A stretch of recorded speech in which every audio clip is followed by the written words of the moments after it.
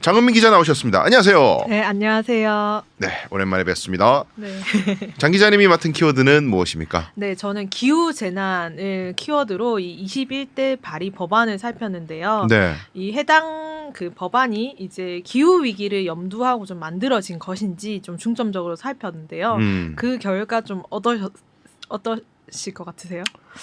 별 관심이 없을 것 같아요. 네, 맞습니다. 네. 뭐 이렇게 딱히 그 현상적인 거, 네. 그 비만이 왔을 때 있잖아요. 네. 수해, 뭐 네. 이런 거에 포커스 맞춰가지고 선심성 뭐는 있는데 네. 근원적인 어떤 뭐 기후 문제에 대한 접근 이런 건 별로 없을 것 같아요. 딱 왠지. 정확하게 이야기를 해주셨어요. 일하는 거라지 봐라.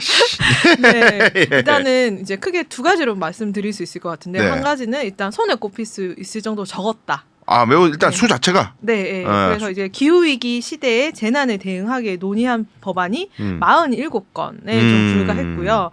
그리고 또 방금 이제 예로 구체적으로 뭐 집중호우로 인한 네. 그런 이제 재난을 말씀해 주셨는데 네. 그러면 어떤 종류의 재난에 대한 법이 많았냐를 보니까 15건이 이제 수해, 집중호우, 폭우와 관련된 그런 내용들이어서 제일 익숙한. 네, 맞습니다. 그래서 31.9%를 네. 또 이제 이런 부분이 좀 차지를 하고 있더라고요. 근데 이제 언뜻 생각해 보니까 네. 기후와 관련된 재난이 수해 말고 뭐가 있나 생각이 언뜻 빠르게 오지를 않는데 어떤 게 또 포함될 수 있을까요? 뭐 이제 대기와 관련된 부분도 있을 거고요. 뭐 폭우라든지 또 이런 또 폭우 말고 또 뭐 폭염. 도 있을 수 있고요. 아, 그렇죠. 예. 또 실제로 체감하시는 건 폭염이 또 많으시고 또 그러니까 21대 말고 20대 국회 같은 경우는 그러니까 미세먼지나 이런 것들이 또 심각해서 그때는 그런 거와 관련된 법안들이 많았습니다. 그러니까 이번에가 또 폭우와 관련된 법안이 많았던 이유는 2020년에 이제 좀 집중호우 영향, 또 2022년에 태풍 흰남노 가 있었죠. 그리고 또 작년 같은 경우는 그 청주의 오송 지하차도 참사도 그렇죠. 있었고 예천 같은 경우도 폭우로 인한 산사태 피해가 있었잖아요. 그러니까 아무래도 이게 폭우와 관련된 재난이 최근에 많이 일어났다 보니까 또 이게 이런 관련된 법안이 집중적으로 발의된 영향이 있었던 것 같습니다. 그래요. 꼭 사람이 죽거나 크게 다쳐야 법이 만들어지는 감각적으로 말이죠. 그런 것을 여실히 또 기후재난과 관련해서도 보게 되는데 21대 국회 발의안을 이렇게 쭉 살펴보시면서 자 이건 재난과 관련해서 이번 22대 국회에서는 꼭 나와야 되겠다. 네. 기자님 생각에 그런 건 어떤 게 있습니까? 재난과 관련해서 꼭 나와야 되는 법안이라고 하면 일단은 여기 대부분 법안들이 그러니까 좀 이렇게 사건이 터지니까 재난이 터지니까 또 급하게 만들어진 좀 그런 법안들이 많다 보니까 그게 아니라 제대로 대응하려면은 이 기후 재난이 좀 어떤 특징을 가지고 있고 또 어디가 취약한지를 좀 복합적으로 살펴야 될 필요성이 있는데 사실 기후 재난을 전담할 수 있는 부서라든지 또 관련된 뭐 예산이라든지 그리고 종합적으로 뭔가 대책을 수립한다든지 연구나 데이터가 너무 지금 전무한 상황인 것 같거든요. 그래서 사실 지난해 8월에 관련된 기후변화 대응법이라는 것들이 제정되기는 했지만 이게 실질적으로 좀 종합적으로 대책을 수립하기에는 조금 아직 거름마고 미흡한 단계여서요. 그래서 좀 더 심층적으로 제대로 이런 연구와 데이터를 수립하고 좀 종합적으로 대책을 수립할 수 있는 그런 좀 기관과 부서 이런 것들이 좀 이제 이루어질 수 있는 법안이 좀 마련되어야 하지 않을까라는 생각이 듭니다. 그러니까 보통 우리가 이제 특별법을 만들든지 뭔가 법안을 마련한다고 했을 때 어떤 새로운 분야에 뭐 어느 분야들 막론하고 제일 먼저 나오는 1번 이야기가 전담기구 설치. 그런 얘기 항상 나오고 학교 폭력이 심각합니다. 학교 폭력을 대응할 수 있는 법이 필요해요. 그러면 학교폭력법으로 뭘 하면 좋을까요? 나 맨날 나오는 게 1번이 전담기구. 애들 아픈 애들 뭐 이렇게 유치할 뭐 장소 시설이라든지 애들의 총체적인 케어를 담당할 수 있는 전문기구. 그리고 뭐 LH 사태 때 막 발생했을 때 그 투기 문제 이런 거 뭐 어떻게 할 거냐 또 뭐 전담기구 부동산 그 거래와 관련돼서 단속할 수 있는 전담기구 만들어야 된다. 모든 하여간 기구 만드는 근데 이제 기구는 예산이 들어가야 되고 그러려면 이제 국회의 동의가 필요한 거라서 법이 만들어져야 기구가 설립돼 있고 이러다 보니까 그렇긴 한데 근데 말씀 듣고 보니까 저도 그렇게 생각하는 것이 그 정부 부처 안에 뭔가 전담할 수 있는 독립된 기구가 있다는 것 자체가 그걸 중요하게 보고 있다는 거예요. 그 문제가. 그렇죠. 세상만사 안 중요한 문제가 없지만은 네.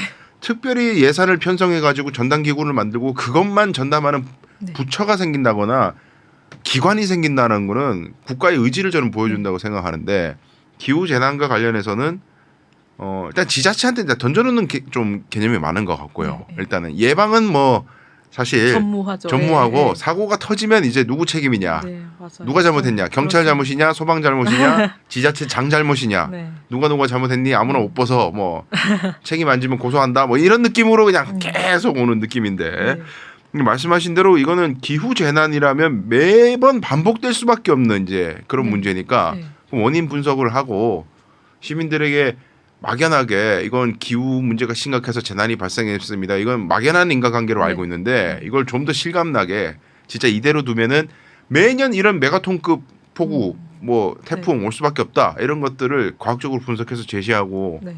이래야 되는 역할을 누군가 해야 될 것 같은데 말이죠. 그러니까 사실 지금 기상청이 있어서 뭐 네. 기후 예보나 이런 것들은 이제 뭐 일상적으로 통상적으로 해오던 일이지만 네. 이게 사실 기상청에서 전담하거나 맡기만 해서는 안 되는 일이잖아요. 그렇죠. 기상청 그야말로 날씨를 알아보는 그쵸. 개념인 거지. 그러니까 여기서 뭔가 한 단계 더 이 지금 걸 토대로 향후 발생할 수 있는 위기 재난을 기후에 기반해서 예측을 하려면 그리고 예천 같은 경우도 전혀 수십 년 동안 그런 일이 거기 그렇게 발생하지 않았다가 발생을 했잖아요. 그러니까 기후 재난의 특징 중에 하나는 이게 정말 비일상적이고 그리고 이게 어느 정도 예측 불가능한 그 범위를 넘어선다는 점에서 더 사전 연구와 또 좀 데이터 축적이나 이런 것들이 더 필요하다고 생각을 하거든요. 그래서 더 이런 것들이 좀 그 관련해서 좀 법안이라든지 대응이 좀 더 필요할 것 같습니다. 그래요. 그건 다 나아가서는 지금 그 뉴스 많이 보시겠고 또 시장 가시거나 마트 가시면 느끼겠지만 사과값이 미쳤습니다. 귤값도 미쳐가고요. 과일값이 지금 미쳐 돌아가고 있는데 가장 중요한 원인이 기후 변화로 인한 작황이 이제 완전히 달라져서 그런 건데 이런 것도 좀 이제 나중에 가격 올랐을 때 이거 가격 통제 어떻게 할래 이렇게 이제 사후 약방문으로 다 지금 얘기가 되고 있지만 말씀하신 그 기후 재난과 관련된 기구가 있다면은 이것까지 포함해서 미연에 이제 이런 원인들을 분석해서 심각성을 더 알릴 수도 있을 것 같고 그러한데 말이죠. 그래요. 혹시 또 이 재난 키워드 관련해 가지고 더 하고 싶으신 말씀 있으실까요? 요 부분 하나 잠깐 말씀드리고 가면 좋을 것 같아요. 네. 이제 일단은 좀 21대 국회가 충분히 대응하지 못했는데 이제 향후에 이런 것들을 결국은 잘 대응할 필요성이 있는 게 대부분의 이 국민들은 요 국민 안전 인식 지수 조사를 보면은 10명 중 8명이 이 좀 기후 변화가 자연재난 발생에 좀 영향을 미치고 향후에 더 증가할 것이라고 봤거든요. 알고는 있네요, 다들. 네, 그러니까 또 이런 국민의 시각에 맞춰서 또 당연히 이런 재난에 더 좀 발맞춤하는 좀 국회가 되어야 하지 않을까라는 생각이 듭니다. 그래서 22대 국회는 이제 좀 이게 좀 뭔가 선제적으로 뭔가 예방을 할 수 있는 그런 관련된 좀 법안들이 열심히 만드시는 분들이 많이 있으셔야 될 것 같습니다. 그래요. 아주 옛날에 말이죠. 그 날씨 기후 안 좋아서 작황이 안 좋고 그러면 그것도 왕의 책임으로 막 그렇게 치부하던 시대가 있었습니다. 그건 비과학적인 어떤 그런 거지만은 어쨌든 강력한 책임 의식을 갖고 있다는 것만은 배워야 되지 않을까 그런 생각도 듭니다. 장건민 기자님 오늘 소식 감사합니다. 또 다음에 뵙도록 하겠습니다. 네, 감사합니다.